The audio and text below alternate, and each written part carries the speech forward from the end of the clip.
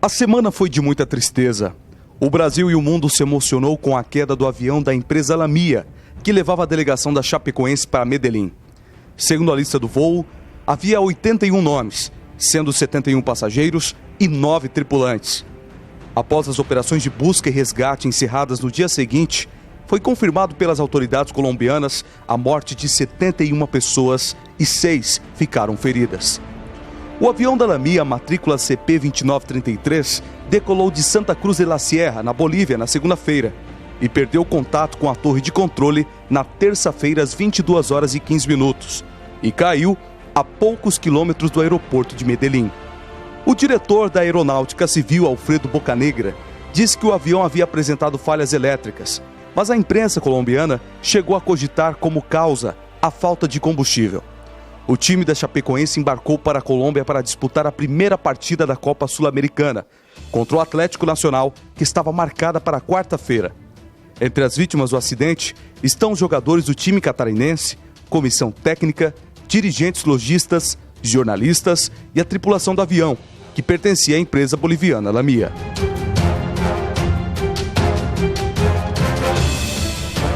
Há 9 anos, o voo 3054 da TAM Linhas Aéreas, em uma rota comercial doméstica, partiu do Aeroporto Internacional de Porto Alegre, com destino ao aeroporto de Congonhas. Em 17 de julho de 2007, ao tentar pousar na pista 35L em São Paulo, a aeronave não conseguiu frear. Ultrapassou os limites da pista, atravessou a Avenida Washington Luiz e colidiu com o prédio da TAM Express e com um posto de gasolina.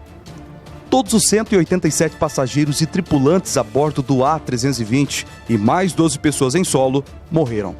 Este foi o acidente com mais mortes da aviação brasileira, ultrapassando o voo da Gol 1907.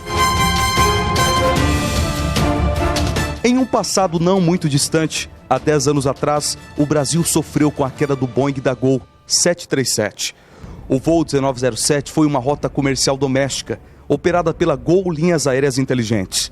A aeronave partiu do Aeroporto Internacional Eduardo Gomes, em Manaus, com destino ao Aeroporto Internacional do Galeão, no Rio de Janeiro, e previsão de uma escalada em Brasília.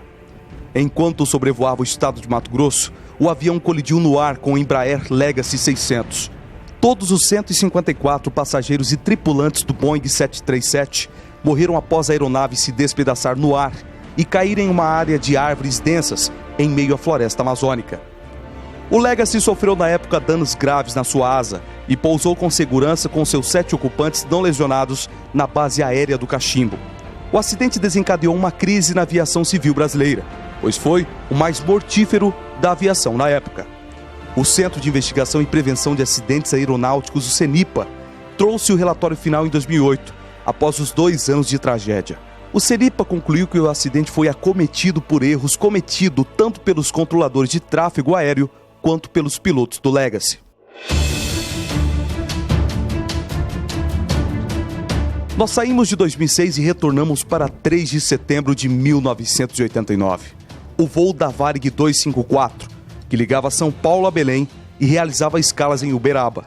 O Boeing 737-200 decolou de Marabá, no Pará, com destino a Belém. A aeronave saiu de sua rota após um erro de navegação cometido pela tripulação. No Boeing, havia 48 passageiros e 6 tripulantes. Na época do desastre, 12 passageiros morreram.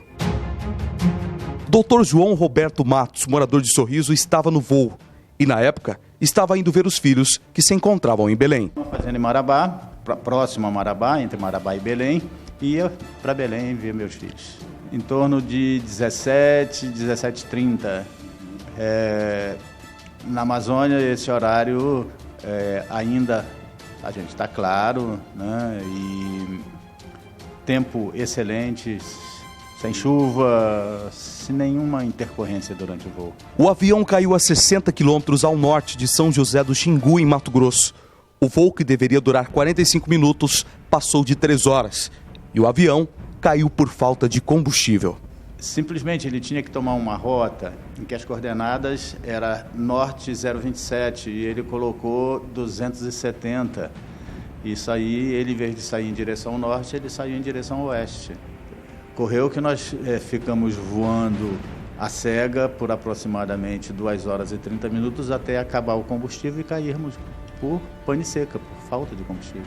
Dr. Roberto, na época, ficou mais de 3 dias em meio à mata fechada, para daí então chegar o socorro. No momento do voo, todos os passageiros passavam por momentos de nervosismo e angústia. A gente sabia que nós estávamos perdidos, a gente sabia que nós tínhamos combustível para um determinado momento e o piloto, a cada 5, 10 minutos, avisava: temos combustível para tantas horas, temos combustível para tantos minutos, temos combustível para minutos a menos, e isso vai gerando uma tensão, um nervosismo muito grande, principalmente naqueles que são um pouco mais fracos psicologicamente, entram em desespero, e não adianta você entrar em desespero numa hora dessa. Tem que procurar, com equilíbrio, enfrentar a situação. É muito difícil, cada um reage de uma maneira. Após a queda da aeronave, o Dr. Roberto lembra de tudo. Eu lembro que eu fiquei desacordado por algum tempo, não posso precisar o quanto, meia hora, 1 hora, não sei. Lembro depois de estar preso nas ferragens, fiquei 15 horas preso nas ferragens e levamos 3 dias para ser socorrido. Roberto Martins diz que nasceu de novo. Eu ganhei uma outra vida e dou muito valor a essa vida.